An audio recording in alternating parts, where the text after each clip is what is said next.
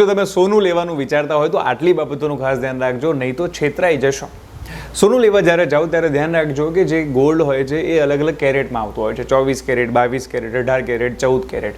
કેરેટનો મતલબ શું થાય છે? કેરેટનો મતલબ એવો થાય છે કે કેટલું શુદ્ધ છે સોનું. 24 કેરેટ જે સોનું હોય છે 999 એની ઉપર રેટિંગ લખેલા હોય છે. એનો મતલબ કે 99.9% સોનું જે છે શુદ્ધ છે.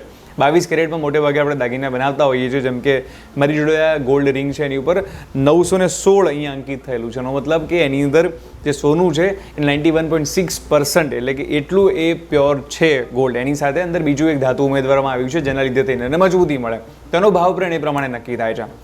પણ ઘણીવાર શું થાય છે કે આપણી ઉપર જે અંકિત થયેલો, જેમ કે 24 કેરેટ માટે છે 99,999 હોય છે, 23 કેરેટ માટે 958, 22 માટે 916, 18 માટે 749 અને 14 કેરેટ માટે જે છે 538 એની ઉપર નંબર અંકિત કરવામાં આવેલો હોય છે. પણ ઘણીવાર આવો પણ નંબર ખોટો લાગતા વાર ક્યાં લાગે છે?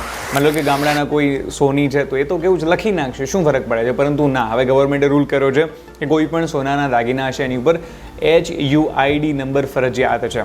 HUID નંબર શું છે? હોલમાર્ક યુનિક આઈડેન્ટિફિકેશન જે છે આ નંબર છે.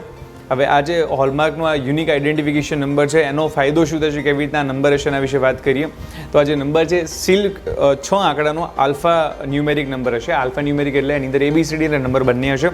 આ જે નંબર છે એને તમે BISની વેબસાઇટ, એક એપ્લિકેશન આવે છે અથવા તો એની વેબસાઇટ છે, એના પર જઈને એ નંબર જો તમે નાખો છો તો એ નંબર નાખીને તમે વેરીફાઈ કરી શકો છો કે આ જે દાગીનો છે ઓરિજિનલ છે કે નહીં, એ જેટલી પણ પ્યોરિટી અંદર લખવામાં આવી છે એટલો જ પ્યોર છે કે નહીં. માટે હવે ભૂલ્યા વગર આ વાતનું ખાસ તમે ધ્યાન રાખજો કે કદાચ જો આવું કંઈ બને છે અને તમે સોનું લેવા જાઓ છો તો એની ઉપર HUID નંબર લેજો, BIS કેર એપ્લિકેશનમાં જજો અને ત્યાં જઈને તમે એને વેરીફાઈ કરવાનું ભૂલતા નહીં.